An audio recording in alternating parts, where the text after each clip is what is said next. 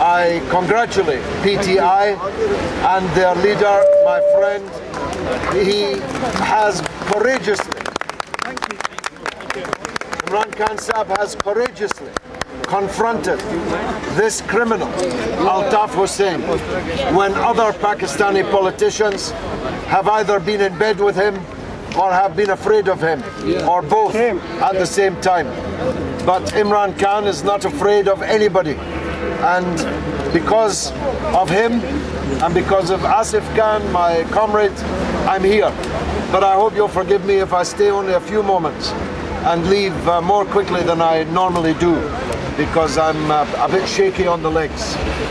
I have been fighting for more than a decade to get to the bottom of one of the great mysteries of British life, of how it came to pass that a criminal organization gang boss, guilty of complicity in murder, in mayhem, in extortion, money laundering, and sundry crimes of grand larceny, can possibly have been awarded British citizenship in an era when we're told terrorism is the first order of priority on the government's business.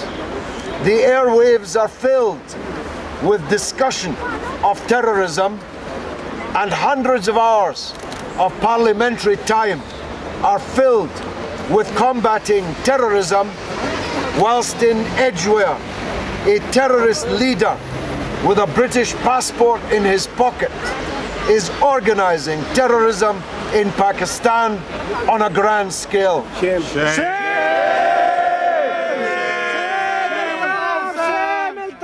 And as Asif knows, I'm not big on conspiracy theories. I usually think that most things are a cock-up rather than a conspiracy.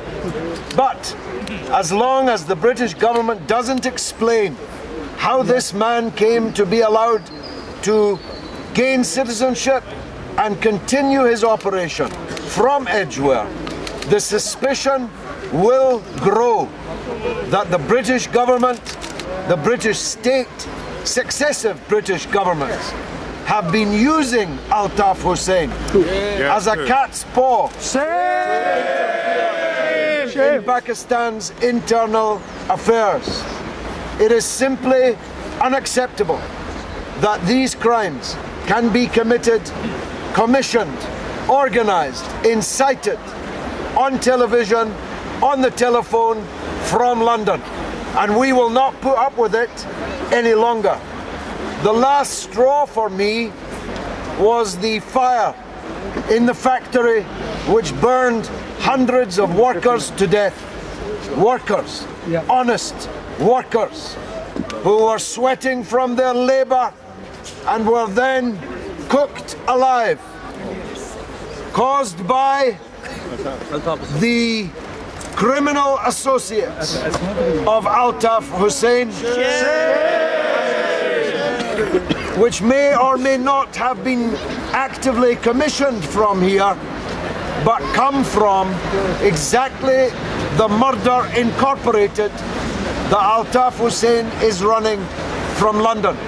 So, this week, I wrote to the Home Secretary, I wrote to the Commissioner of the Metropolitan Police and told them that my patience was now at an end, as indeed was the patience of hundreds of thousands of Pakistani origin citizens in Britain and hundreds of millions of Pakistani citizens in Pakistan itself.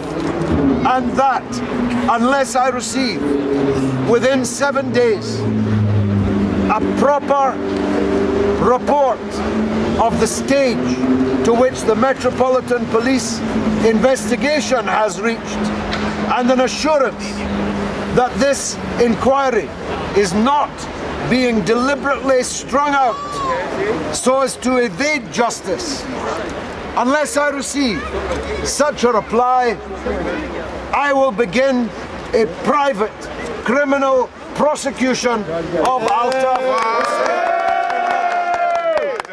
And if I'm forced to do that, I hope that people throughout this land and beyond will help raise the finance required for the lawyers and the courts to bring this man to justice.